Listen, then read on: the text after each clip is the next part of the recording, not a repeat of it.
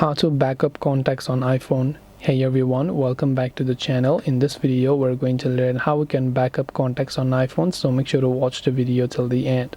To backup your contacts on iPhone, open up your settings, tap on your Apple ID profile from the very top of the screen, go to the option called iCloud, then simply go to show all.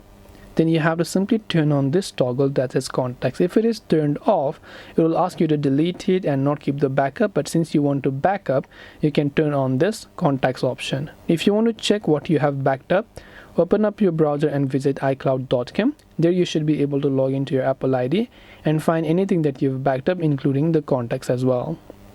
This way you'll be able to contact and back up those contacts on iCloud. I hope that this video helped you. If you have got any more questions, feel free to leave them down below. Thank you very much for watching till the end of this tutorial, and as always, see you soon in our next video.